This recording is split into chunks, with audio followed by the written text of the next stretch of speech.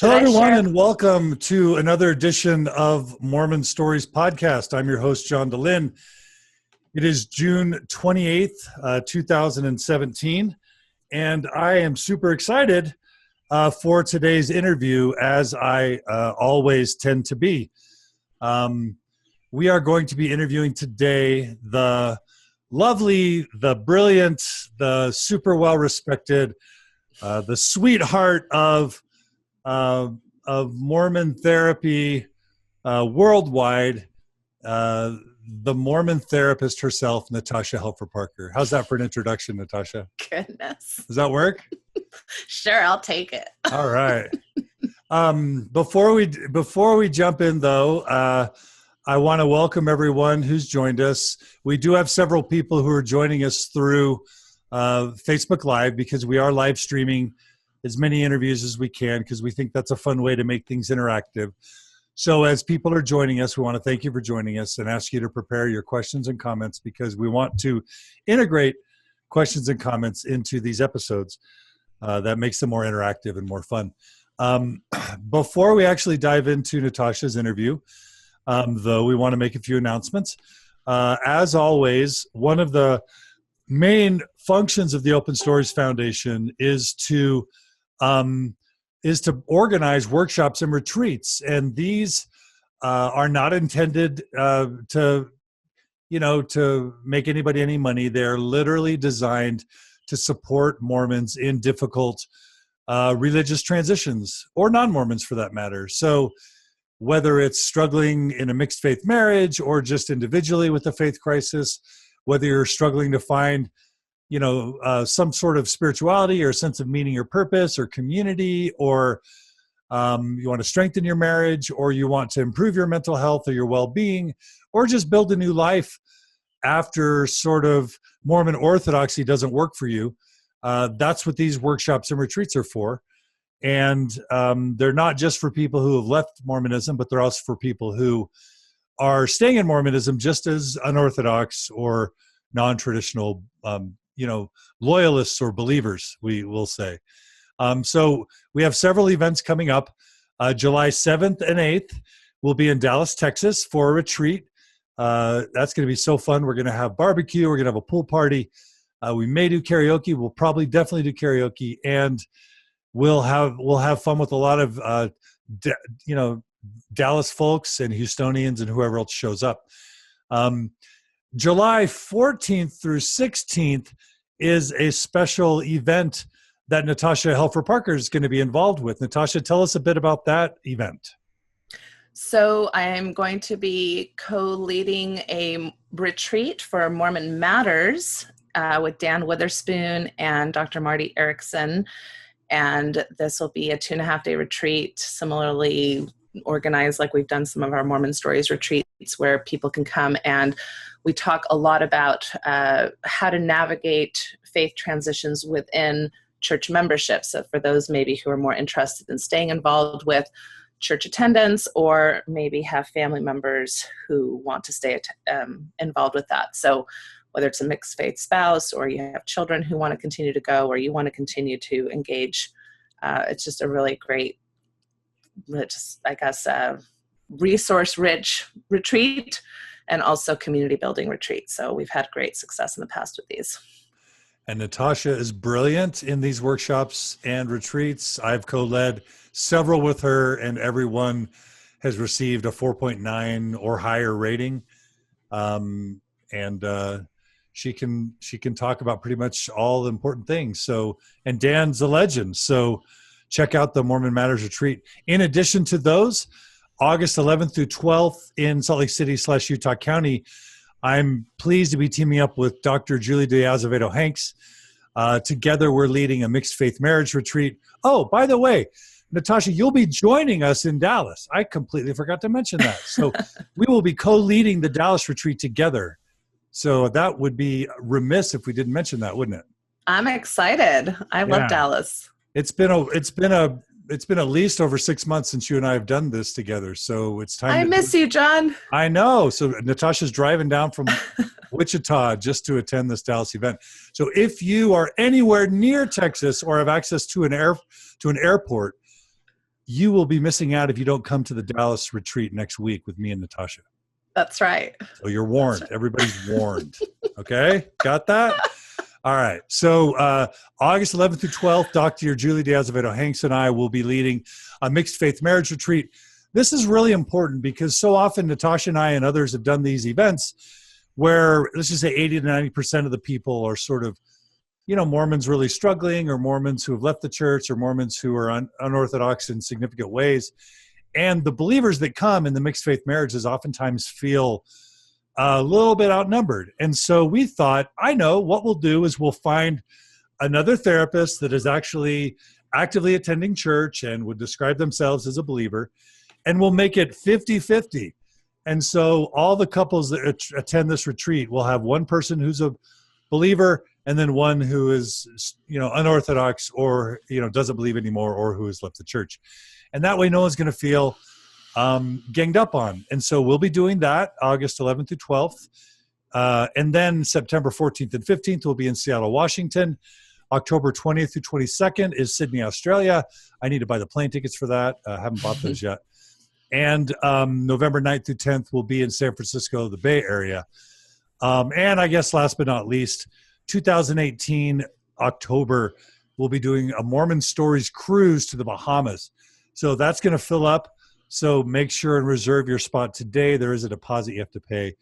But this has been created not because John wants to take a cruise, but because Mormon Stories listeners for years have been saying, we want to have more fun and we want to have more connection and build community.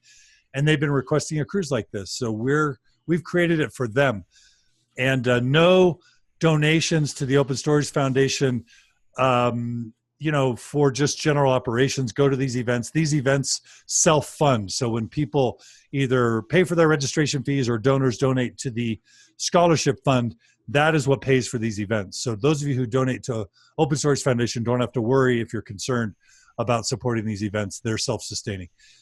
So that is our slate of events for the rest of 2017 and into 2018. So we're really excited about that. So everyone, please join us if you're interested. If you want to register for any of these events, go to mormonstories.org/events, and you can click on the event that corresponds and you can register, and we'd love to have you. These events have saved marriages. In some cases, we've been told they've saved lives. They've been the type of thing where somebody went when they felt like they had no more hope, and it's given them hope. And it's most importantly unified a lot of families and helped a lot of people find a better sense of mental health and spirituality, and just progress in their lives. So enough about that. We really appreciate everyone who donates to the Open Stories Foundation. The Open Stories Foundation is committed to supporting people experiencing or impacted by religious transitions. We have several podcasts: Mormon Matters podcast with Dan Witherspoon, the Thoughtful Faith podcast with Gina Colvin, Mormon Mental Health podcast with our dear Natasha Helfer Parker. And then Margie and I have been doing Mormon transitions themed podcasts and releasing them under Mormon Stories to give them maximum reach based on listener requests. So that's also the bulk of what the Open Stories Foundation does, and we couldn't do it without your contributions and support. So please do. If you don't donate now to the Open Stories Foundation, we need your support to keep all these services going, to pay our podcasters, to support our wonderful staff, and to help us in our mission. So please take the time to go to one of these websites for these podcasts, or to openstoriesfoundation.org. Click on the donate button at the top right of the screen. And $10 a month, $20 a month, $100 a month, whatever you can afford. These episodes are, donations to the Open Stories Foundation are tax deductible in the United States, and they go towards supporting the mission and keeping all this alive, because there are millions of Mormons left who are either experiencing a transition or will be soon. And so we want these resources to be available for everyone. So that is what we're about. And that is all the announcements I have. Now, if I'm going to check back really quick to our Facebook Live listeners, we've got 63 people joined us. So we're excited. I see that Pat's joined us, Candace, Josh, and Jana. Hey guys, thanks for joining us. We have many other people who have joined us or will join us. So, who will join us. So again, please, for all those who have tuned in, please start posting questions and comments because we would love to include and make this interactive. Really quickly, somebody asked, where is the info about the cruise? Amy just posted it to the comments, but if you go to mormonstories.org/events, you can click on the information about the cruise, and it's also in the comments section. We also have Ruth joining us, Tina, Jason, two Jasons, Patricia. Thanks to everyone who's joined us so far. Colleen just joined, and many more will be joining us. So, all right. So why are we interviewing Natasha Helfer Parker? That's not the question. The question is, why is Mormon Stories 12 years into its existence, and we have not yet interviewed Natasha Helfer Parker in an individual interview? And the answer is, she's too busy. She's got so many people who want her time and attention. No, I'm just kidding. No, I don't know why, but Natasha has been a dear friend. When do you think we first got in contact, Natasha? Oh, it's been probably about 8 years ago. 8 years ago. So that would have been 2009-ish, right as I was starting my PhD, if that's right. Yeah. And that's when I started my blog, The Mormon Therapist, and you reached out to me because of that. Yeah, and I think I heard your interview on Mormon Expression first, and I was like, dang it, how did they get Natasha first? That's because I'm not good with names, and I thought that was the John DeLynn that was going to contact me, and it was John Larson instead. Well, if you're going to mistake me for another John, that's a good one to mistake me for. But yeah, Natasha burst onto the scene around 2009 with a blog called The Mormon Therapist. And, I should say that, there's a lot of people, including myself, that have been trying to work with transitioning and post-Mormons for years. Natasha, you've been doing this work as a licensed mental health professional, I want to say for 20 years. Is that overestimating? Over 20 years now, 21, 22, over 20 years. Yes. So there are few licensed therapists. I don't think there's any licensed therapist out there that's been doing this intensive work for this long as Natasha Helfer Parker. So that's one reason to interview Natasha. Another reason to interview Natasha is she's a sex therapist. So in addition to being a marriage and family therapist, Natasha is one of the few Mormon licensed certified sex therapists. And that's an intense process, right, Natasha? Yeah, it takes about an extra 2 or 3 years to get that certification. Yeah. So that's another reason we're interviewing Natasha. What's it like? Why did she become a sex therapist? Talk about her faith journey, talk about what led her into marriage and family therapy, talk about what led her to become a sex therapist.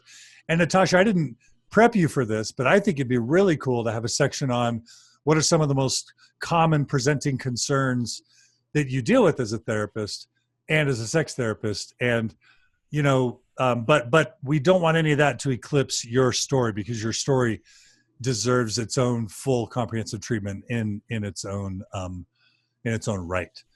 So Richard asked what the subject of today's live podcast is, and the answer is Natasha. And the longer answer is an amazing person's life who has reached and touched and helped so many people from the perspective of a marriage and family therapist and a sex therapist. So, thank you, John. Oh, my pleasure. So Natasha Helfer Parker, officially welcome to Mormon Stories podcast. Thank you. How's that for an introduction? To be here. That was quite the introduction. Yeah. I'm super nervous, by the way, because I feel like That's so weird. Because you joined the Open Stories board when? Like 2012? Oh, gosh, when it first started. Yeah. So you've been on, I know we started late 2010. So you've been a part of the Open Stories family for a long time. So how could you be nervous? You're like a veteran. Because this is different. This is not me. I'm taking off my mental health hat a bit, and I'm just kind of showing up as my own person. And I don't normally do that on podcasts. I help other people do that. So this is a role reversal. So tears will flow. Is that what you're saying? Oh, I'm sure tears will flow. So everybody just be prepared. Yes. Colleen is reminding us that you were interviewed on Mormon Stories on sexuality, depression, faith, and marriage. And yeah, I should clarify, you've been on Mormon Stories podcast many times, never as the focus of an individual interview. Right. So I've given lots of professional interviews where I speak from my kind of place of expertise, right? So I have my expertise hat on, and you're asking me questions as a professional, and I'm sharing those. But I've never had necessarily, let's just talk about Natasha and her life type of story interview. So this is your life. Are you ready? I'm ready. All right. So Tina writes, I'm so excited to finally hear your story. I've been curious about your journey for a long time. So let's dive in. Thanks, Tina. Okay, so Natasha, tell us about your background. I know that you don't have a traditional, quote, pioneer heritage background in Mormonism. Right. So talk about that. Okay, and before I even do that, I'm trying to take off my mental health hat off, but I'm going to keep it on just for a minute because I'm going to lay out my disclosures. Okay. Are you ready for my disclosures? I'm all right. I don't know if my listeners are ready, but I'm ready. Okay. So I just do want to, before I delve into my life, just kind of honor this idea that as mental health professionals, it's difficult to balance this. How much do I personally disclose about myself? Because we know that it affects then the work that people can do with us personally. And sometimes those effects can actually be really great because we're modeling vulnerability, we're modeling, diversity or examples of how we, deal with things. And it can also give a lot of implications as far as, if that's her faith journey, she won't understand my faith journey, right? Or if that's her sexuality story, that's very different from my sexuality story. And so it can get in the way too of clinical work, and why even amongst the mental health field, there's a lot of discourse, especially at ethics conferences, around this topic of self-disclosure.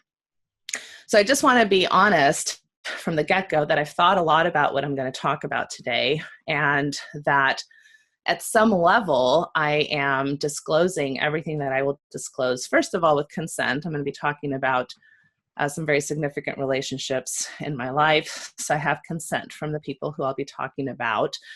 And there'll be things I won't be talking about because I don't have consent from certain people.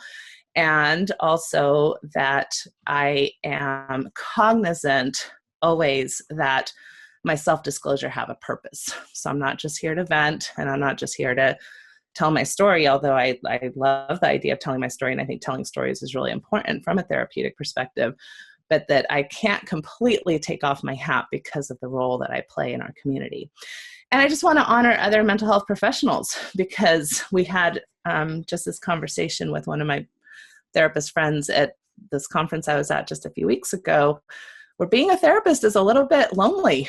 It's a little bit lonely because as soon as people understand that that's the work you're in, there's a lot of assumptions. Maybe you can read me. Maybe you know things about me. Maybe I want to be your friend so that you can give me a lot of great advice. Maybe I don't want to be your friend because you're going to know things about me or judge me if I don't act a certain way or correctly. So it's just different. It's a different type of profession, and it kind of follows you wherever you go. So I just want to kind of just talk about that a little bit before I get into my own story. Very and I will professional. Cry. Oh, I will cry. So I'm not going to apologize for that, but that will happen because that happens every time I talk about my story. It doesn't matter how many therapists I see, I still cry. So that will happen. And anything else? I think that's it. All right. That's very professional, and I appreciate those disclaimers. And I empathize with the dilemmas that you talk about. Oh, I'm sure you do. You've been a great example of sharing vulnerability. And I'm sure you get people who really honor that in you and people who really criticize you about that. So that's tough. Yeah. And it's one thing to be a podcaster. It's another thing to be a mental health professional. People have different expectations, and so it can get tricky. Right. Yeah. And I'm trying to do both and be an advocate and all those things. So it's hard, to balance the hat you're wearing. All right. So let's jump into your story. All right. So my story. So I come from an American father who grew up in New York and White Plains area. And I come from an Argentine mother who grew up her whole life in Argentina. and neither one of them were Mormon. My mother started her journey in Catholicism and then rejected that as probably an older teen or single young woman, and tried Lutheran, her Lutheran roots. She had kind of a family that had both, and then kind of rejected religion altogether for a while. My dad came from a family that wasn't very religious to begin with. There's Jewish roots on the Helfer side, so we definitely have people who died in the Holocaust. We have Helfers in France who escaped the Holocaust. We have that whole history, but he didn't grow up in a Jewish observant home. And then his mom was just interested in different things. So if he did anything, he'd go to probably Quaker meetings and things of that nature. So neither one of them were super religious when they got together. And any idea when, I don't expect you to know this, but any idea when in the family tree the people stopped being religious and why, or is that just too far back to know? Well, my grandparents, so my dad's story of his grandparents was that his grandmother fixed the first kosher meal on the first wedding night when they were married, and the grandfather said something like, "What the hell is this? And why do we need to do this?" And that was kind of the end. Okay. Jewish observance. So the end of Judaism at that point. The end of Judaism in that tree. I wish all faith transitions could be that simple, right? Like, why the hell are we doing this? Why the hell okay. Let's stop. So yeah, and in fact, I didn't even know about my Jewish roots because my dad didn't really identify with that part of himself necessarily. It wasn't until I met one of my distant cousins and she was telling me about how she went to temple, and I was like, "You go to temple? What does that mean?" And I'm like, "You converted to Judaism?" And she's like, "No, your family converted to Mormonism." And I'm like, "Oh, okay." So then that's how I started learning a lot about my Jewish history. And and I think from my paternal grandmother's side, there just wasn't a lot of religious upbringing. My mother's side, there was a lot of Catholicism on her father's side, and still is. In fact, I know that when she converted to Mormonism, there were some of her relatives who at that point opted not to have a relationship with her. And then on her mother's side, it was Lutheran. And as far as I know, they're very active in their Lutheran religion as well still. Okay. And so your dad was from the U.S., your mom was from Argentina. Correct. And was your dad a convert? Yeah, so they both converted at the same time when I was about 5 years old. We were living in Spain at the time, at a time that was, I guess, kind of different why they were there. I mean, they had done a stint in the military. It was after the Vietnam War. And he wanted to go to medical school, but was somewhat older and didn't have the grades to probably be able to do that in the U.S. And so he was fluent in Spanish and got accepted into a Spanish medical school, which in those countries, it's a little bit different than ours. It's kind of like anybody can make it in, but then you're weeded out pretty quickly. So he survived and graduated from that medical school. So we were there for, I'm guessing, 5 years. So it's my first language is Spanish. I was there until I was that's just before I was 8. So 7-ish is when we moved back to the States. And it was an interesting political time in Spain because Franco was still in power. He was a dictator. And so people really didn't believe that my father was in medical school. I think they thought he was probably working for the CIA or some type of spy, or I don't totally understand all the politics, but we weren't very welcomed, I guess is what I would say. So my parents were lonely and they were looking for friendships, and here come the Mormon missionaries and knock on our door, which the Mormon missionary, I guess, had just been opened not that long before. So there was, Madrid had Mormons, but everywhere else they were just opening it. Like there was no chapel in Valladolid where we lived. And so we were the first Mormons. They had to travel to Madrid to get baptized, and the first few meetings were held in our little tiny apartment. I remember what must have been the mission president coming to visit with all of his blonde kids, and I was fascinated. I mean, I was like, who are these blonde children? And I just wanted to touch their hair. So we eventually rented a butcher shop that was freezing. I remember every Sunday we were freezing. And they built their chapel there in Valladolid the year after we left. So we were the very first members of that city, and still keep in touch with some of those members that started that whole process with us. So, so joining the church in Spain where there's not even a branch in your local town, that's a different Mormon story, right? Very different and very idealistic, right? So how? Well, I think the Mormon message is very friendly. It's families can be together. It's Heavenly Father loves you and cares about you. And here's this restoration that is important. And God is still talking to us and wants us to know what he thinks. And so my parents didn't know anything about polygamy. My parents didn't know anything about temple recommend questions. They didn't know anything about a lot of the cultural things that we struggle with maybe when we're more knowledgeable. So it was very loving, community oriented. The missionaries, of course, were wonderful young men, super affirming people. The people who were joining, it was like this new thing. So it was exciting. Everybody got to have a job. I remember speaking at every sacrament meeting because there was only like 10 of us, right? So we, as a 7-year-old, I'd get up there and give my little talk on whatever. And the songs were beautiful and everything is simple and edifying. I'm going to guess your dad would have been a candidate for branch president.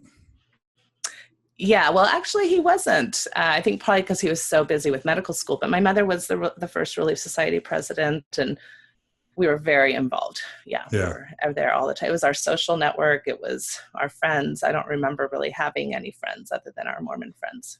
So were you born in Spain? I was born in Germany while they were still in the military, born in Germany. But I don't remember. And then you left Spain at what age? When I was 7-ish.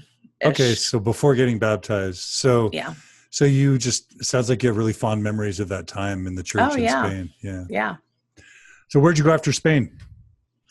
Well, so then we moved to probably 12 different places before I graduate from high school. So we don't necessarily need to go into each one of those necessarily. Right. Sure. But we do move back to the United States and we start going to, USA church. And that was really different. It was in some ways it was exciting.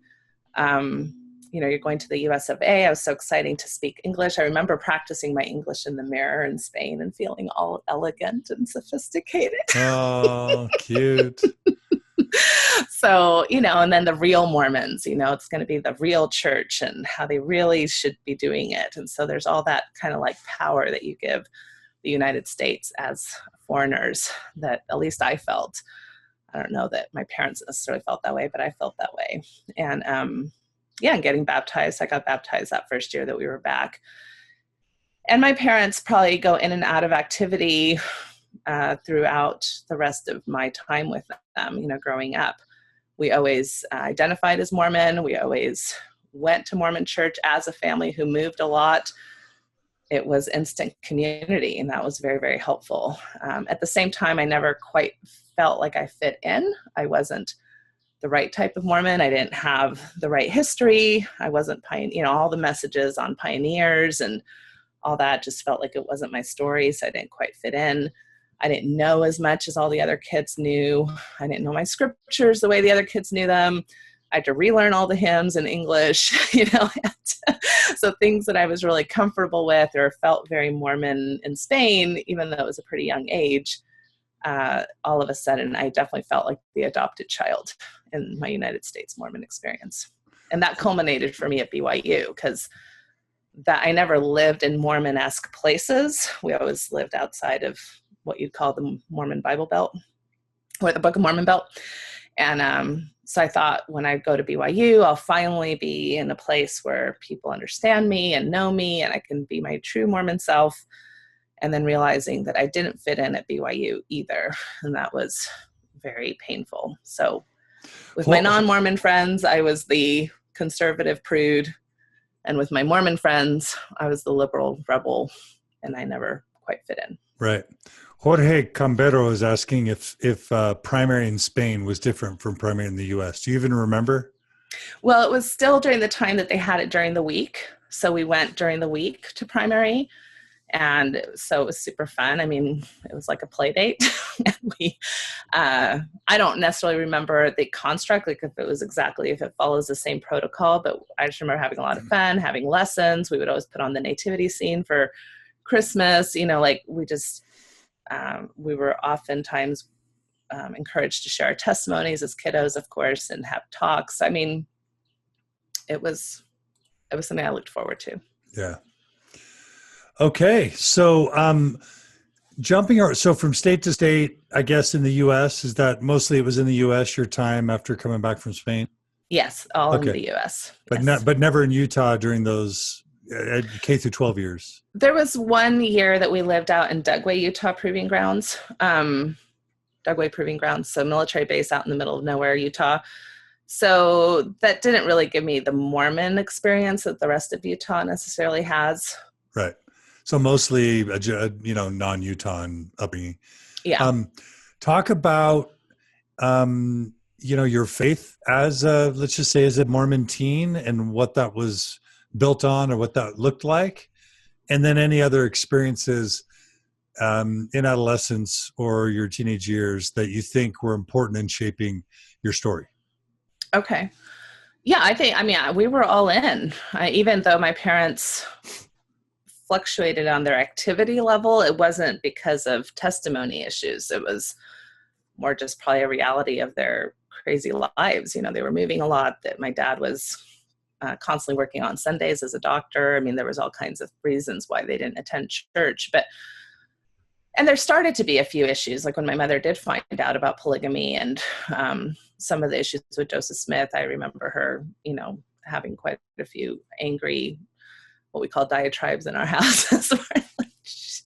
She's definitely typical Latina as far as talkative and fun that way, so very expressive. So she would share a lot of her expressive concerns about Joseph Smith and the history of polygamy and what it meant for her, and whether or not this was something we still believed in was very, very unclear to us. I remember that being a question I would ask every single bishop. Every time we'd move, I'd go in and ask the bishop, is this something that we still believe in? And just feel like the answers were never satisfying. So that was something that was concerning to our family. But as far as everything else, I believed it. It was the restoration. It was the true church. It was where I needed to be grateful, and I was grateful. I remember having many of those types of thoughts anytime anything would happen. I remember in specific, a gentleman died, a young boy died in my high school from a car accident, and just remembering I'm so glad that I understand that he's, in a better place and that he can be with his family again. And if his family doesn't believe that, how could they even survive, the grief of something like that? So just being very grateful for my Mormon beliefs, being very grateful for my doctrinal understandings at the time, and wanting to be a good Mormon girl for the most part. So, and I think for the most part I was, I didn't drink or have any issues really with the word of wisdom. I remember having strategies, like I would hold a beer can at a high school party, and just if I was holding it, then people didn't have to offer me another one. Right? So I could just assume that I was drinking. So I had my strategies for living in non-Mormon places where I could still feel like I fit in. That's awesome. So things like that. But when it came to my sexuality, then that's a whole nother thing that I'd like to talk a little bit more about, because that's a huge part of my story. But as far as being active, even when my parents weren't active, I mean, we laugh our heads off thinking about it now, but I would gather all my siblings. I'm the oldest of 4, and we would go to church. I'd get everybody ready to go. And sometimes, if my parents weren't at home or whatever, we realized we didn't have gas money. We're all looking for, change, and we'd go get $2 of gas or whatever and head to church, and never once thought about the idea that we were breaking the word of wisdom. The word of wisdom, the Sabbath, right? That we needed gas to get to church. So, now as an adult, looking back on that and thinking of myself, because I've played those roles too now, right? Where I was really society president, or I was in the Young Women's, and seeing 4 kids walk into your ward kind of that just drove themselves there on their own. We were probably looked at from an interesting perspective. Tori writes, I'm so glad someone else felt like they were too liberal in Mormondom, but too conservative for the rest of your friends. I feel trapped. So Tori is Tori's relating to adolescent Natasha. Yes. Well, and it's not even adolescent Natasha, it's sex therapy Natasha. Every time I go to these sex therapy conferences, I'm like, I'm back to being the prude. And then it's like, then I come back to my Mormon world and I'm like, I'm back to being the rebel. And I don't really identify with either one of those things personally. I don't feel like I'm conservative and I don't feel like I'm a prude, but that's how people will choose to see you for lots of different reasons. Yeah. Tori asks how you work around these feelings to stay active. And we'll get to that, Tori. You got to stay tuned to get the answer to that question. Right. Becca's referring to your strategy, your drinking strategy in high school, your non-drinking strategy in high school. And she says, avoid even the very appearance of evil. That's what Becca writes. Right. Yeah. So for whatever reason, kind of like with the Sabbath story, for me, usefulness was always I have to figure out how to do this in a useful way. And the rest of it never made me feel that guilty. So I was like, I need to find useful ways. So if I'm breaking the Sabbath because I need to get gas, that's fine. If I have the appearance of evil, well, at least I'm not drinking the beer. Was it ever important to you to kind of follow Moroni's promise and read the Book of Mormon explicitly and pray to know if it's true or not? It was important, although that's not my strength. So I can't say I ever completely did that. I never sat down, for 3 days and just read the whole Book of Mormon from front to cover. I'm sure over the years I've read the entire Book of Mormon plenty of times, but never in that. But I would pray. So I was always hopeful that even though I haven't sat down and read it all right in this moment, that I could get an answer of whether or not it was true. Right. Okay. And so would you say by the time you graduate high school, how would you describe your testimony? Yeah, very strong. I was ready to go to BYU. I was accepted to Brigham Young. I took a year off and actually visited my family in Argentina for a year. So I lived in Argentina for an entire year, just getting to know my Argentina roots.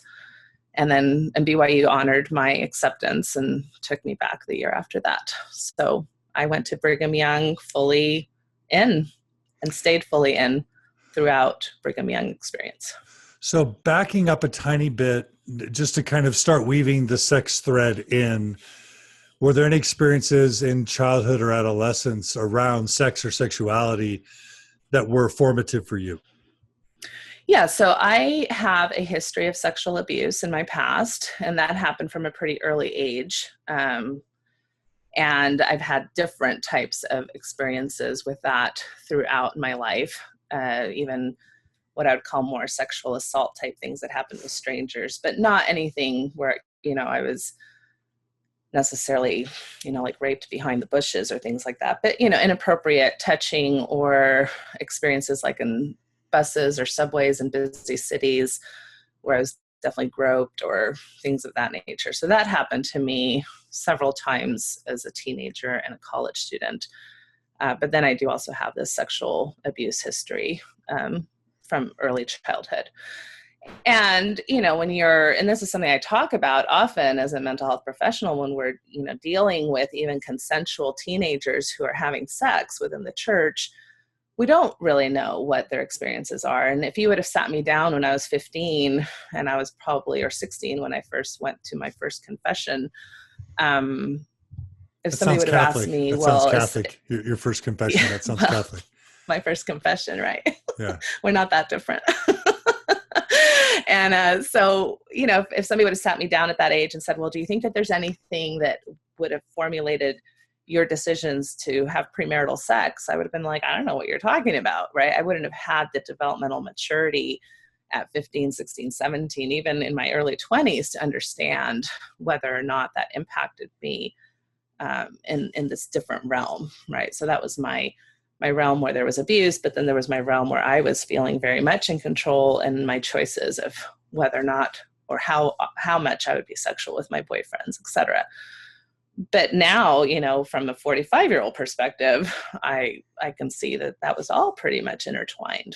My sexual history was all intertwined, and as it is for everyone. So it's unfortunate when we make these assumptions that people's behaviors mean certain things when they can mean a lot more than that. Yeah, and let me just see if I can ask a question about that. Do you feel like there's decent evidence, or at least correlational evidence, to support the idea that if a kid experiences sexual abuse or sexual assault, they're more likely to be sexually active as a teen? I think that there's a correlation between it? Yeah, I think those correlations are very difficult. I think, anecdotally, I think that I've seen it go both ways, where people have sexual abuse experiences and then repress their sexuality, don't really want anything to do with their sexuality. And then, yes, there are people who experience sexual abuse and it's kind of like, I'm already damaged goods, or this is how I've learned how to get love and attention. And so that's how I'm going to respond in my relationships in my day-to-day life. I mean, there's all different kinds of reasons why those kinds of things may affect our sexuality. And of course, it can also do with mental health. So if you've been sexually abused in a home where there's chronic abuse, your chances of having a personality disorder go up, your chances of having mental health diagnoses go up. And we know that with certain types of those mental health diagnoses, some of the symptoms have to do with sexual behavior, like bipolar, borderline, etc. So are you telling us that you were sexually active as a teen? And then are you saying that your 45-year-old self sort of says that may have been tied to some of that early sexual trauma? Yeah, so maybe not. It's stuff that it's very hard to parse out even in my own life. How much of, if I had never had sexual abuse, would I have had a significantly different experience or choices? I'm not exactly sure, but I would imagine that they did affect me. And I have a piece that I've written, if we want to that I've written kind of just TED Talk like, to kind of talk a bit about my thoughts on this, because I wrote this last year, just kind of when I was thinking through a lot of this. So is it okay if I read that? Sure, of course. Start there as far as my disclosure. And this is probably where I'm going to cry. Don't do it. Don't do it. I won't. Don't do it. Don't do it. Okay. I'm kidding. Tears are encouraged on Mormon Stories. Tears are encouraged. Okay. Tears are a sign of strength on Mormon Stories. All right. So this piece is called Musings. Musings, is that how you say it? I still get my words wrong for being bilingual. Musings. So people have to deal with that. Anyway, Musings from a Mormon sex therapist: How Having Premarital Sex Damaged Me. So this is my title. A lot of times I am asked why I became a sex therapist, and I lovingly joke that the Mormons drove me to it, since sexual dysfunction or dissatisfaction is not uncommon in the work I do with LDS couples. But as I continually journey along my personal path, I realize the process has been just as healing for me in recognizing how I was affected by the rhetoric found in Mormon teachings in regards to my own sexual development and story. As a junior in high school, I began a dating relationship with one of the seniors at my school. He was wonderful. He's a Mexican-American young man who came from a different religious background. His family was non-practicing Catholic, and mine was practicing Mormon LDS at the time. He was spicy, great, vibrant personality, lots of humor, lots of zest for life. And this young man courted me and doted on me, affirmed me on a regular basis, and fell deeply in love with me, and I with him. I remember walking hand in hand often through the school halls, and him waiting by my locker to escort me to wherever I was going next. He would find ways to get the hall monitor job at school so he could come into whatever class I happened to be in and sneak me love notes. He would compliment me often. And not only in the beauty he saw in me, but he listened to my dreams and aspirations, respected my goals. I was definitely a tad bit more studious than he, and he was proud that he thought I was smart while not being threatened by that. He prioritized developing a good relationship with my parents and siblings and genuinely loved hanging out with them. He suffered through several repeats of Ben-Hur with my dad, which is commendable, and spending hours teaching my little brothers the lyrics and dance moves to Ice, Ice, Baby. Dun, dun, dun, dun. He was thoughtful, he was kind, he was funny, and made me laugh often, and he was invested. As we continued our 1.5-year relationship, we naturally became more and more sexual. He was lucky to have parents who prepared him with frank, honest discussions about sexuality, provided him with condoms, and reiterated the importance of being respectful of my boundaries. I felt a lot of love from them. They were very nice to me, teaching principles of consent. My first time having intercourse is a moment I remember.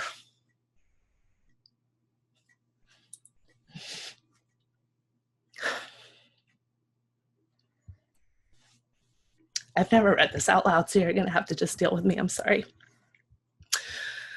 Is a moment I remember feeling warm and enveloped with love and being pain blood free, meaning I was adequately aroused, and knowing it was an intentional yet organic act I could not have anticipated going so well.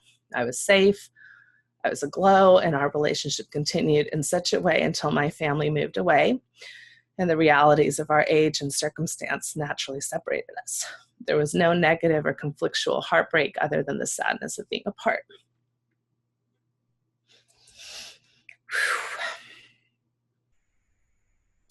So how was it that this experience damaged me? Well, the backdrop for this teen love affair was the construct of my religious background. I was receiving a steady flow of abstinence-based, fear-based, and shame-based sexual education.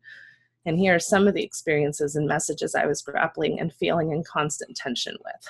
So 1, I was obviously taught that premarital sex was a sin that would separate me from the presence of God in my life and his continual guidance and protection. 2, I was taught that premarital sex was not a loving act. If you really loved the person you were with, you would never put them in such a compromising position prior to marriage.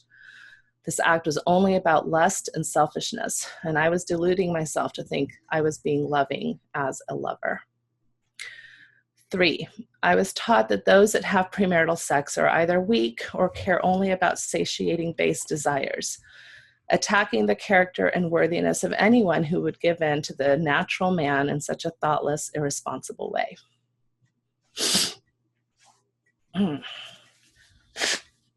4, I remember one of my young women leaders bringing a batch of yummy smelling brownies to Sunday school class, with all of us girls excited to dig in, but then warned us that she had mixed in 2 tablespoons of her baby's poop from that morning's diaper into the batter. So, did we still want to take a bite? With the metaphor being, if you're sexually experienced, who's going to want you for a spouse? And not that this is in my writing, but I always remember being more traumatized by the fact that I still wanted a brownie. So that made me think, do I have an eating disorder? Anyway, they smelled really good. All right, 5. I remember learning about the atonement, where we could achieve redemption from our sins, but only after a full, detailed confession and a full abandonment of the sinful behavior itself. If you repeated the sin, you obviously weren't really humbling yourself enough and being repentant. And I was taught that the atonement itself was limited by the following object lesson. They showed me a nail being hammered into a wooden board representing the sin, the other side of the hammer removing the nail, representing the atonement, but showing the hole left behind, representing that even when you repent, you're never quite the same as before, damaged and altered somehow in an irrevocable way. Number 6, the first time I confessed my sin to a bishop after we had moved away from my boyfriend, this otherwise loving, gentle, and supportive man in my life, who I really have still a lot of respect for. He was wonderful to me and my family. Yet he told me that I had committed a sin only second to murder. The doctrinal thoughts behind this statement come from Book of Mormon scripture and are interpreted in the following way. Having premarital sex risks an unwanted pregnancy, toying with the creative powers God has bestowed upon us, similar to murder, in that murder also affects the existence of a human life. You have to understand, I wrote this for a non-Mormon audience, right? Sure, of course. But it's good because we have a lot of non-Mormon listeners. So it's good. Yeah. Okay. He also told me that I had to be very cautious to never see this young man again, because once you have sex with someone, it's almost impossible to not do so again. A powerful suggestion that became prophetic in my situation during the few times we would visit each other later, because this young man and I met each other several times during our college years, confirming my inner sense of weakness. I also think it's important to note that Mormon leaders are lay and do not go through any formal theological or counseling training, much less sexual education training. Number 7. The second time I confessed my sin, I was a university student at BYU and was promptly suspended mid-semester. I had to interrupt my education and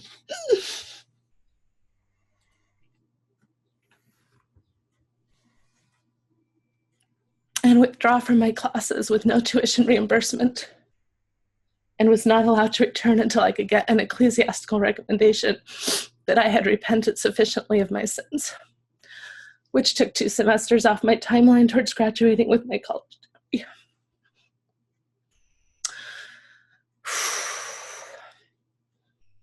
Additionally, the bishop that happened to oversee my suspension had a cold and rigid personality and breached confidentiality when my parents were calling him, distressed as to what was happening and why. It's a whole podcast in of itself. And I was very naive. You have to understand that for me, signing the honor code was, of course, I want to be good and I want to, behave, and to go mid-semester and just go and do what I was supposed to do and repent. I never dreamed that this would be the consequence, and I remember one of my teachers trying to help me. She was not a member and she was my psychology teacher. And I remember telling her, but I deserve this. This is what I deserve. So just my whole frame was so different. It was my parents and my psychology teacher that were like, what the hell's going on? But anyway, okay. I don't think it takes much imagination as to how these messages and experiences could have affected a 16 to 19-year-old girl, where her biggest sin was exploring her sexuality with a boy she truly loved, or how they could continue to affect her for many years to come. These things colored my relationship with God, my self-esteem and sense of worth, my self-confidence, my future relationships, perceived options, and my decisions. After returning to my studies and graduating, I started dating my current husband, a white young man from the Midwestern states, also a product of this sex ed environment. He was very dedicated and committed member of the church. He had served a 2-year mission and had kept himself sexually pure and worthy for marriage. He was a virgin. My previous indiscretions did not come up until we were already attached and talking about marital possibilities. I was afraid to share my past, thinking a man like him wouldn't want someone like me. I'm just sad for these young kids. So sad for these younger versions of ourselves.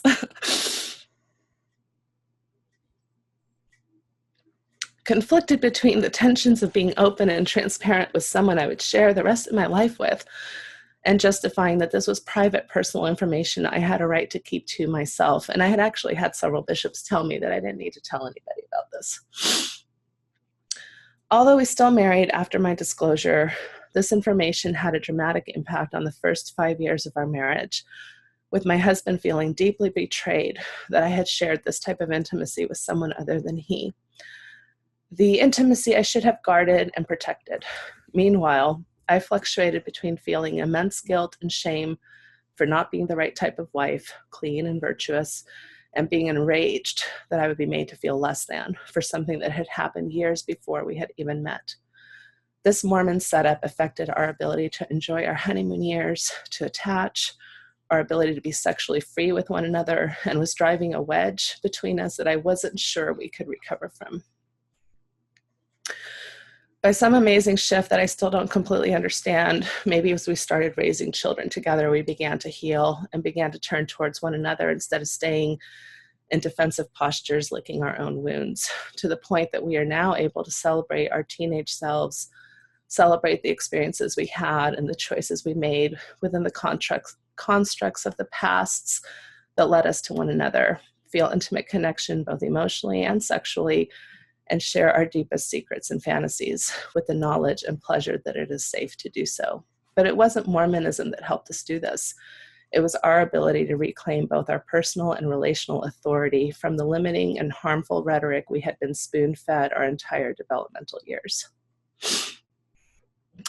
Recently, last fall, I reached out to this man who dated me in high school and invited him to share dinner with me.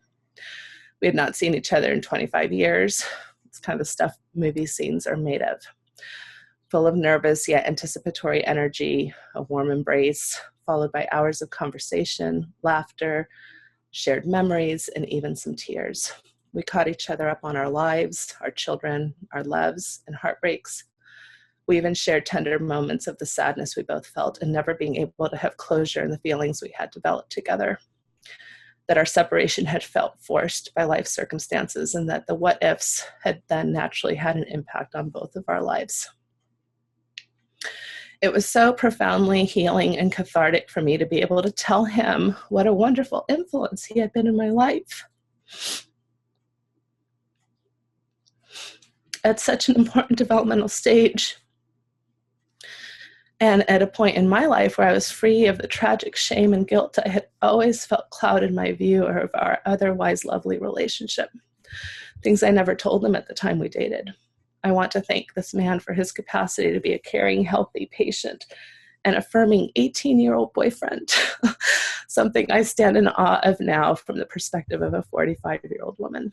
He helped me know that good relationships were possible, and that I didn't have to settle for less as I went on to date many other types and personalities.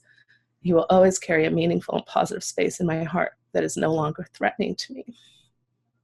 I want to thank my husband for the work he was willing to do to change a narrative that was driving a deep wedge between us and recover from a wounded, painful space where he could choose me instead of dogma.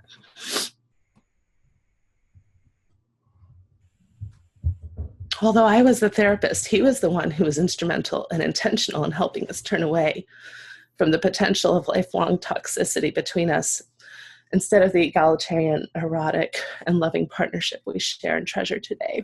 I was too wounded and hurt and reactionary to do the work that we needed to do, and I honor that he took the lead when I couldn't. And I want to thank whatever resilient part of myself existed in that 16-year-old girl that was finally able to call bullshit, recognizing the emotional and psychological abuse I had withstood for so many years that affected so many areas of my life, and stop buying into a system that was harmful to my soul, my sensuality, and my personhood. I'm so proud of not only this young version of self, but also proud of the woman I am today, deeply connected with my version of divinity and spirituality, and looking forward to what the rest of life has to offer. Okay, that's my piece. So beautiful. That's a TED Talk waiting to happen right there. Thank you for the honor of sharing that with us, Natasha. I did, just to be clear, I did have one other person that I was sexual with that I also had a very long-term relationship with, and that's the person I'm not going to speak much about because I've never had contact with that person again. So, but we were engaged to be married and had quite a few experiences ourselves that were difficult, but that ended up not working out, and I want to honor his confidentiality by not speaking much about that. No problem. Well, thank you. What an honor for you to share with us something so vulnerable and so meaningful. Just from the comments of our listeners, Crystal writes, I appreciate your honesty and courage, Natasha. Thanks for all you do. Dave/Carrie write, I feel less alone. Lori wrote, I really dislike those analogies of being a chewed piece of gum, etc. Heather writes, this is also true. Becca writes, thanks for being so open and vulnerable. My heart hurts for your teenage self. Anne writes, I'm bawling. Our experiences are so similar down to the Bishop experience. Mary writes, devastating. I can't read all the comments and encouragement that's coming in because it's just so many. So, man, thank you for sharing. So is it okay if I just ask maybe a few questions about all that? Yeah, for sure. And I thank you to everybody who's commenting. And it took me a long time to be willing to tell this story publicly because it is very private and it involves other people. But that's why I want to share it, because it is a shared story. It is a shared story. So many of us have experienced. This is not my story. This is our collective Mormon story for those of us who grew up with this, including our leaders who grew up with very similar messages themselves. So right. It's a systemic story. Yeah. So when you first had sex with your first boyfriend, were you conflicted? Were you feeling, oh, I love this person and I really feel attracted to them, but I've been taught the law of chastity and what do I do? Because as you read that first story, it sounded so beautiful. It almost sounded void of the conflict maybe one might expect from a really Orthodox devout Mormon. Talk about that if you don't mind. I absolutely felt the tension between those two things, so that it was kind of like the yes and I talk about. On the one hand, yes, I was having this beautiful relationship. I loved being with him. It was very pleasurable. He cared about my pleasure. I cared about his. I mean, we were young and probably stupid, and not that I'm like a great proponent of having sex when you're 16 necessarily, but for whatever reasons, for us, it was a very wonderful experience. And at the same time, I was racked with guilt, racked with these doubts, felt bad. I would take the sacrament because I didn't want anybody to know. I was being very secretive. That's, where my secretive behavior started as far as keeping things from, of course, my parents or the church leaders. So it was a constant tension between having this thing that I really loved in my life and then feeling and knowing without a doubt that I was doing something irrevocably wrong, and even taking some of the responsibility. Like, he wasn't a Mormon.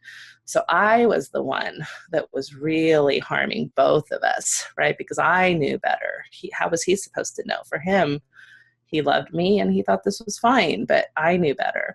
So I was taking on kind of the responsibility for both of us, like damning us to hell or something together.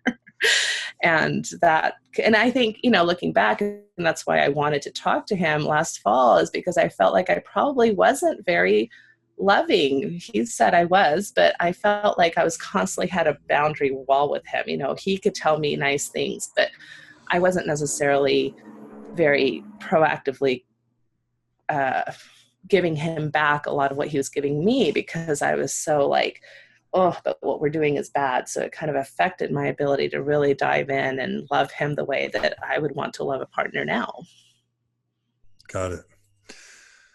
So so this is going to be repeating a bit, maybe some of the details of what you already mentioned in the essay, but so how long was it before you first spoke to a bishop about this, or did you? Yeah, so it was pretty much probably a few months into my moving away from him. So I kind of knew that. So you had about a year or two with him, right? Yeah, I was about a year and a half with him, and then we moved away. And so probably within a few months, I knew all along that was just the Mormon thing to do. I knew all along that I would have to take care of this, right? That I would have to fix this somehow at some point in my life. So when I moved away and I wasn't with him anymore and I wasn't having sex with other people, so what better time to go in and face what I had done? And the part about the messages the church sends around sexuality, both in terms, the chewed gum or the licked cupcake or the, the poop in the cupcake or whatever it is, and then the board and the nails in the board and the whole remaining. Do you remember hearing those stories after you had had sex, but before you had repented? Yes, I remember hearing them before having sex and after having sex, and having them make me feel very uncomfortable and crummy both times. Right. But it's got to be especially crummy after, right? Because Oh you're yeah, because keeping the secret. you're like, yes, you know that you're what they're talking about. And I remember even prior to this relationship that I had in high school being probably more when I was closer to 13 or so recently into young women's, and they had this kind of contract that we were supposed to sign, that we had promised not to have premarital sex, kind of like the purity type contracts that you see more here in evangelical America. But for some reason, it had made it into this Sunday school lesson or young women's lesson. And I remember signing it and thinking, how am I going to know? Like, how am I promising to do this when I don't know what I'm going to think when I'm 17 or 18 or 25 or when I'm going to get married? So I felt really even uncomfortable as a 13-year-old promising the bishop or the young women's leaders that I was going to monitor my behavior in a certain way that I felt like was still up to decide. Yeah. Yeah. And I imagine you felt tormented, so tormented until you talked to your bishop. And that's probably why you went to talk to your bishop. And it sounds like you didn't have a great experience with your bishop. Well, I feel like looking back at it now, it's that piece about the sin next to murder that was awful. At the time, I was just like, wait, what? Like, I've done what? And kind of really being distraught about that I could have done something so serious. But again, there's this part of me that would always be like, well, is it really that bad? I mean, I had that capacity more so than maybe some of my OCD clients, right? Or something where I would kind of listen and I would ponder it, and it would hurt and it would have an impact. But at the same time, I had something in me that protected me and said, I can't be that bad. I think I'm an okay person. I can't be like a murderer, type of thing. So looking back at it now, I feel like that was extremely damaging. At the time, I wouldn't have said I was extremely damaged, right? And otherwise, he was very loving and I feel like appropriate. He only said that one thing that sticks out in my mind that I feel like was harmful. But otherwise, I mean, he didn't pry. He didn't ask inappropriate questions or details. He did share that I shouldn't see him again. And he did share this one sentence that was really pretty awful for me to hear. So did you try and access the atonement, and did you feel cleansed by the atonement? Did the repentance process make you feel better? Yes. So going through all the steps and doing what I felt was the right thing to do was it's kind of like if you think that's the right thing to do and you do it, you're going to feel good about that. And I did feel good that I was making the choice to take these steps that I had been taught were the right steps to take. Right. And so do you remember telling your parents around that time, or did you feel like you kept it from them? Okay. Yeah, no, my parents didn't know about anything until much later. Okay. So do you remember then going to BYU and then, and you mentioned a second experience in there as well, but speaking specifically to the BYU experience, what was it like for you to see yourself going down that same road after having experienced something so traumatic before? Do you remember what that was like? Yeah. So the first time I had sex again was again with this young man who came to visit me like 2 years later, right? So I'd gone my senior year of high school without really any significant boyfriends. I mean, I dated a lot and had a lot of fun, but nothing significant. And then I went my first year at BYU without having much success in the dating realm. And the second year he visited me, and this is when I fell right back into similar behavior with him. And I remember just playing that back in my mind, like, oh, they were right. And now I've wrecked myself again. And now I'm going to have to start all over up again. And I'm such a loser. But since I was already there, I was still having sex with him. I might as well enjoy the moment. So why not keep it going, since I'm going to have to do that again sometime in the future. I'm not going to do it right now. So it's not like I had sex with him one day and went immediately to the bishop the next. It was kind of like, at this point, what's the point? And actually, I didn't go to the bishop after that for a while, because then I had this other significant relationship where we were sexually active. And then it was after that that I went to the bishop, and why I was, kicked out of BYU. What made you decide to go to the bishop the second time? I think just that same call to get myself right with God, right? And be in a place where I can feel worthy and feel like I was a good person again. So it very much infiltrates this messaging of who you are as a person, that somehow I'm a bad person. I mean, probably one of my most therapeutic moments ever was at a sex therapy conference where we're having to self-disclose somewhat to other therapists and talk. And so I very seriously, it was probably the first time I had ever mentioned something publicly. I was like, yes, I've had 3 sexual partners in my life. And the lady next to me is like, that's it?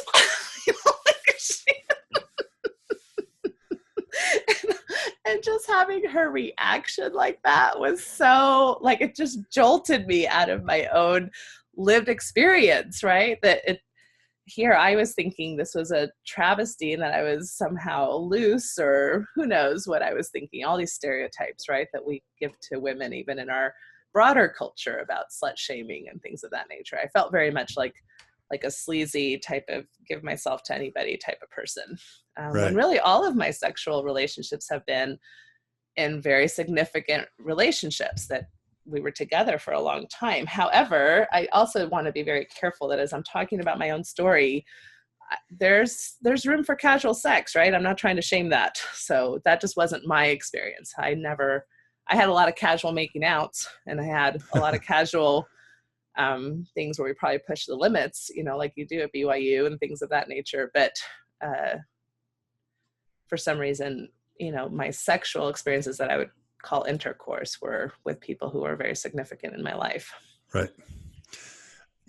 And you brought up such a powerful point in that essay, because it really was, you were, I guess, fortunate enough to have a caring first partner and a healthy, fulfilling, positive first sexual experience. And in some ways, that's like a huge gift. And there's a Mormon part of my brain that's like, that, no, wait a minute. A high school kid is never allowed to have a very positive, healthy, edifying first sexual experience that categorically, by definition, has to be evil. Right. And toxic and damaging. But then if I kind of take that part of my brain off, like, why the heck not? Why isn't it, like, adolescence can be really crummy. And if it's in the right way with the right partner, and it happens to happen because 2 people choose it, what's wrong with that? Wouldn't it be better that be wonderful and healing and comfortable versus, unpleasurable or uncomfortable or, something else, right? Why can't an 18-year-old have a fabulous first sexual experience and feel great about it? Right. Exactly. And I think a lot of times the rhetoric that we give our teenagers about fear, and this is much larger than Mormonism, kind of sets the stage. We're teaching them that, yeah, it's probably going to be bad. And so, well, why not have a bad experience then? And sometimes they legitimately are really bad because we're not very educated, or there's issues with consent or things of that nature. But that's also true with adults. As adults, we tend to minimize our kids' experiences. Oh, it's just puppy love. It's just this. It's just silly. But those hormones and that developmental stage of teenagerhood and adolescent, where you're starting to really feel this capability to attach and be sexual with somebody, is very real. And we have, done a very poor job of preparing them to deal with the realness of that, and just to say, oh, that's for adults, so don't do it. Well, that's not good enough. So then, of course, you're going to have a lot of negative experiences. And I think that me and this young man just kind of lucked out. I mean, I could have had a much harsher response with my own sexual shame, but for some reason I was able to shelf that. Like, I'll worry about that later. And so it didn't stop us from continuing to have really wonderful times together. Yeah. Well, wonderful. So as far as, getting kicked out of BYU goes, that's still happening all the time. And I'm just wondering if you could talk a bit about what that's like. You talked about losing the money, losing the time, losing the credit. I'm sure you've got strong thoughts around how that impacts people. I just don't understand how this is even still possible for this to be happening, where your education, your professional adult education is affected by behaviors that a church deems religiously sinful or not. I mean, I can understand expecting kids to, or kids, see, I'm not going to call them kids, for expecting young adults to, if you're going to go to a religious university, we want you to keep a certain code of behavior. And if you don't keep to that code, we're going to work with you ecclesiastically, or we're going to, and obviously every school has behavior that you do get expelled for, and usually that's criminal behavior, right? That's behavior that crosses a line into criminality. But to have, and of course they've just flowed through my office throughout these many years. Anything from masturbation, pornography viewing, sex, they have to leave the school. And so the unintended consequence of that is so ridiculous even in of itself, even from the LDS framework. It's like kids learn, they see what happens to their friends. So what you ultimately do is you just stop people from having a relationship that's honest with their ecclesiastical leader.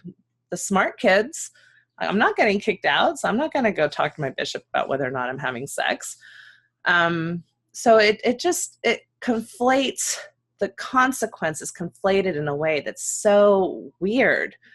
And yes, I don't even know where to begin to talk about this issue. And why constantly. Why not let them finish their semester or finish their year? Why not support them in a transition to help them find the next best place to go to school? Like, why does it have to be cut off your semester, send you home punitively?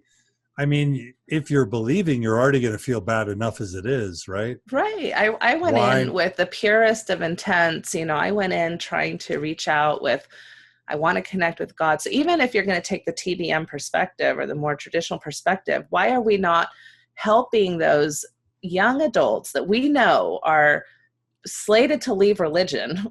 Because right now young adults are leaving religion left and right. Why aren't we reaching out to them in these moments where they're reaching out to church leadership and saying, hey, I need help, or I want to change a behavior in my life? Why are we doing this in such a rigid, punitive way? It's a tradition that's just unnecessary. And for people to come back and say, well, you signed the honor code and you knew. I didn't read the fine print. I didn't know that this was necessarily going to happen to me. I was shocked actually when it happened to me. There's just a lot of assumptions in that honor code, right? As far as what could or couldn't happen. And there's Bishop's Roulette that we know of. And there's all these kinds of things where not exactly the same thing happens to every single person who confesses a certain way. And then even the transcript type stuff, right? Like I returned to BYU. I wanted to return. I was almost done when this happened. I only had I think 2 semesters left. So I wanted to get my degree from Brigham Young. And so I returned to Brigham Young. And so I didn't fall into the problems that I see some of the LGBT folks falling into, where now you can't even get your transcript. I mean, that's not, where's that sign? I didn't sign that. Or if I did, it wasn't explained to me correctly. And we also have to understand that developmentally, BYU students tend to be somewhat immature from an adult perspective, that most of them are going there because their parents and culture expect them to go there. It's not like I had the intellectual capacity to really understand the contract I was signing. And somebody sat down with me and said, if you confess to these, 15 things, you will have to leave the campus. Because then I'm pretty sure I would have waited to confess, Right.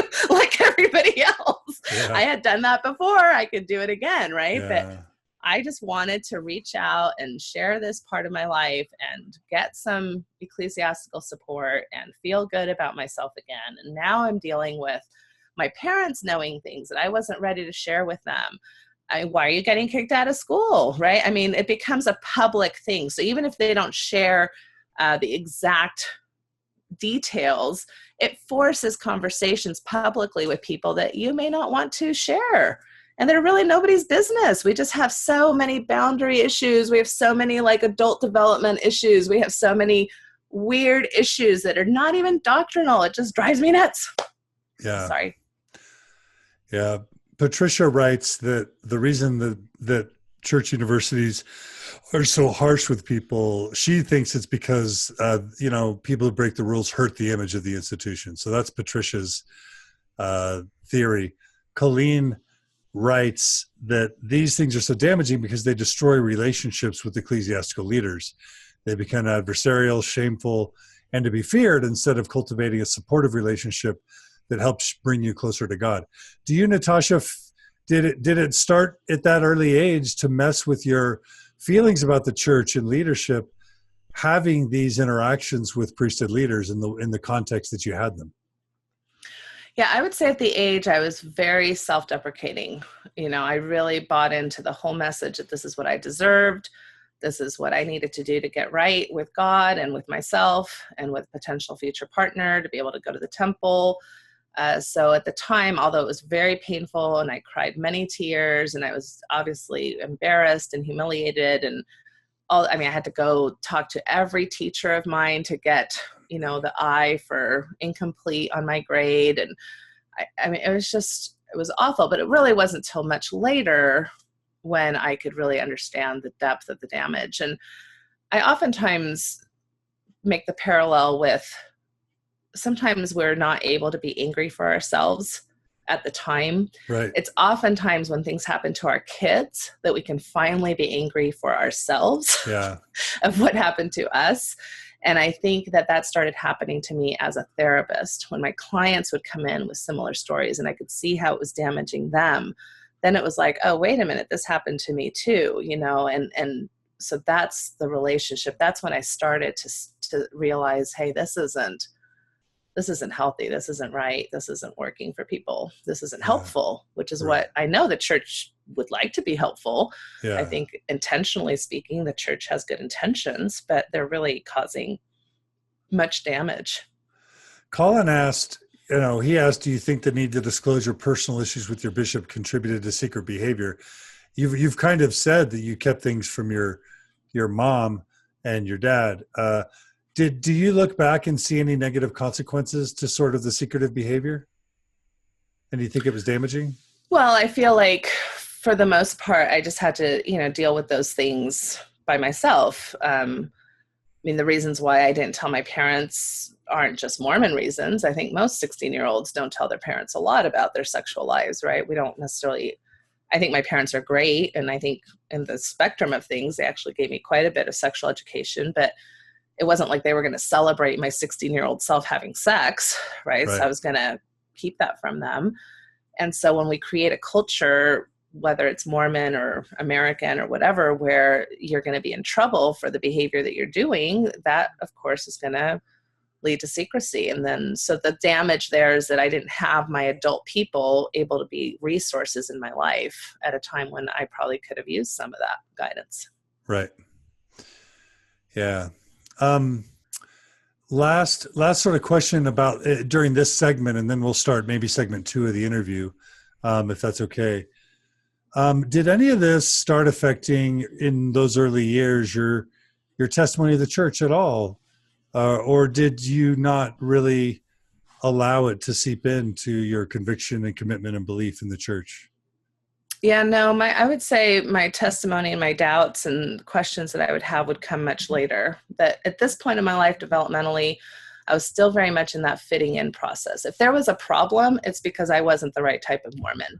So any type of fear is because, well, I didn't grow up going to seminary. I didn't grow up with parents who were super active, right? I didn't grow up with kind of the typical Mormon upbringing.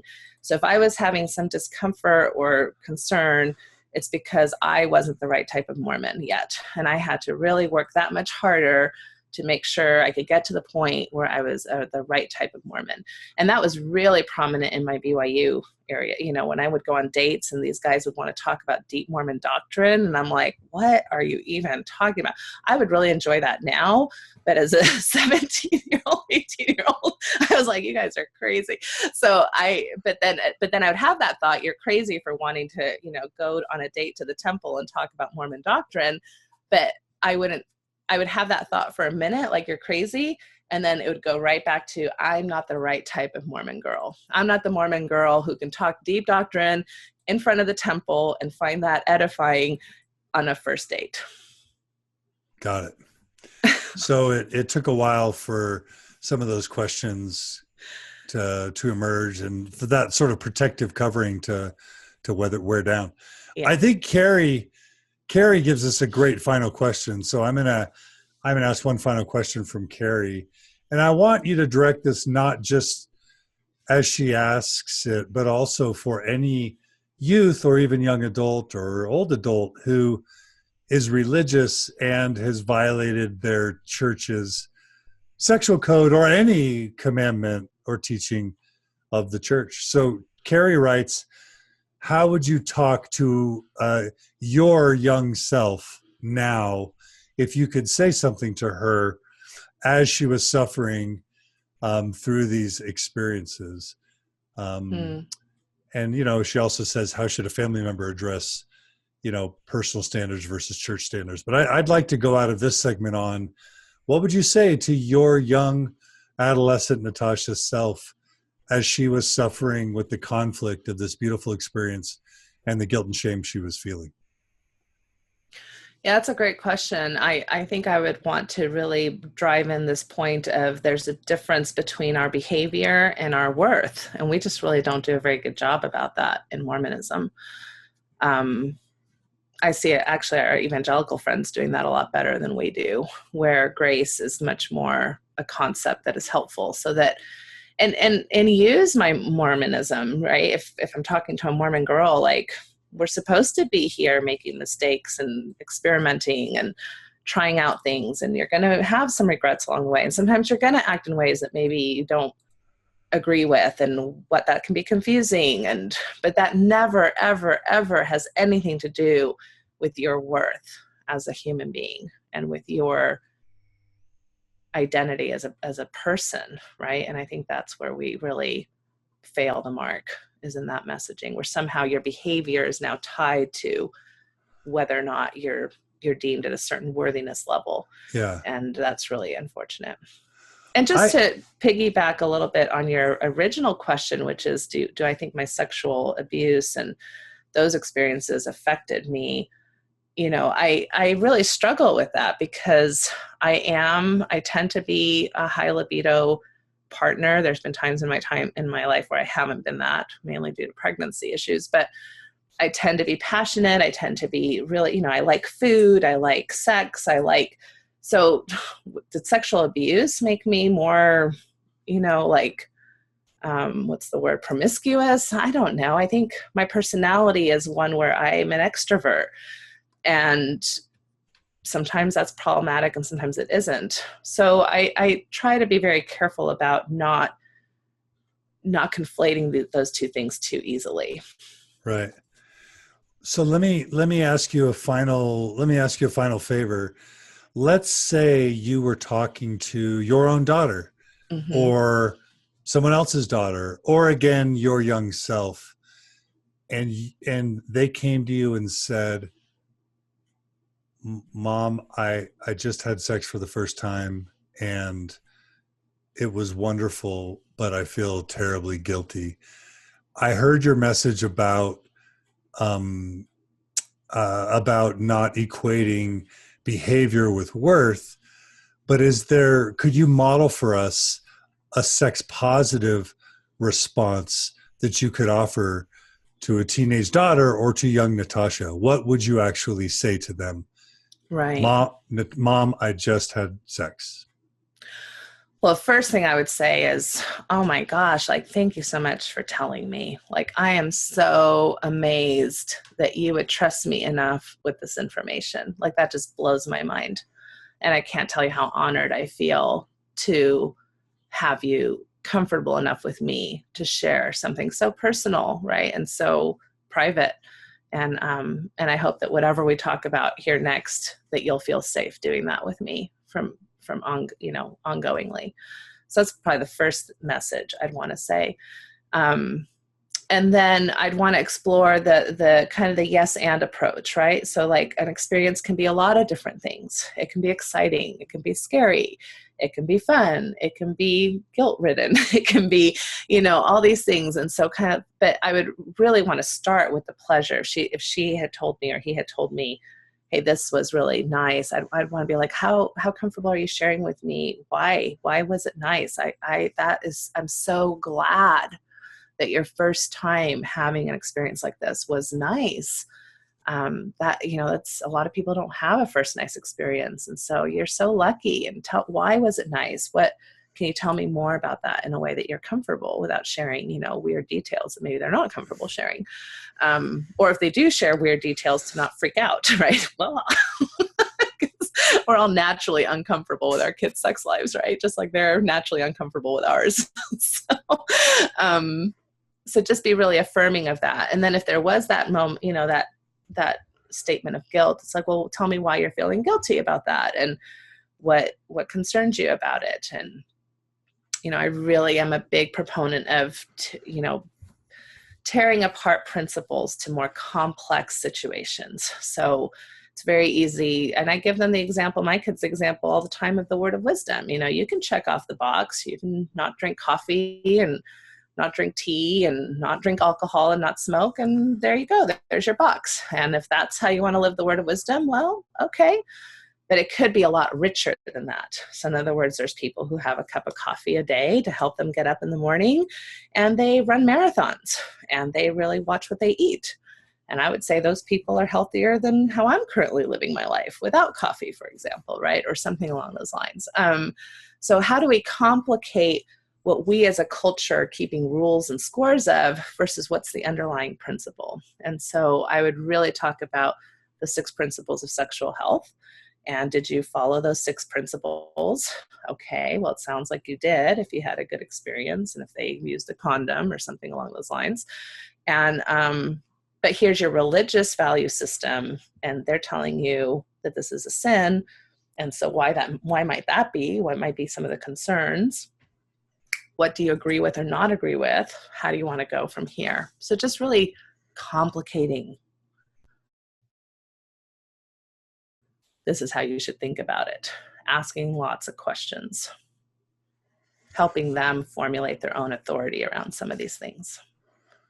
Love it. And can you see a scenario where well-educated kids around sexual matters come to their parents to talk about their first sexual experience, and it's even a celebration? Is that stretching it? No, we see that in Europe quite a bit, actually. So Europe has had comprehensive sexual education for decades long.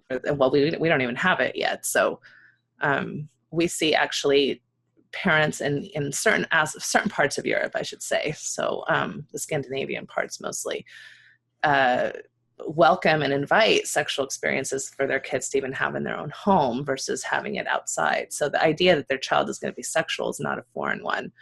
And then how to talk about it and how to celebrate it and how to make sure that they're in healthy relationships versus abusive ones or coercive ones or things of that nature. Beautiful. All right. Well, I think this ends part 1 of my interview with Natasha Helfer Parker. I want to thank everyone who's hanging in with us. We had almost close to 200 people listening at one time. People's schedules during the day wax and wane a little bit, but I want to thank everyone who's joined us so far. We've had a lot of great questions and comments. It says we've had over 3,000 views so far and 44,800 people reached. So this has been a great episode so far. Definitely one of the most powerful moments of Mormon Stories, having you read that story. So powerful. So I want to thank you, Natasha, for part 1 of your story. Thank everyone for tuning in. Thanks, listeners. I want to thank listeners and thank everyone who supports Mormon Stories, Mormon Stories podcast, Mormon Mental Health podcast. and the Open Stories Foundation, because we couldn't do this without you. So if you've enjoyed this interview so far with Natasha, if you support what we do, please don't hesitate to go to Mormon Mental Health podcast, or Mormon Stories podcast, or mormonstories.org, and make a contribution. A monthly contribution can keep us alive and allow us to keep doing what we do. So Natasha, I'm just gonna stop and start this interview, and then we'll keep going. Is that okay? Okay. All right.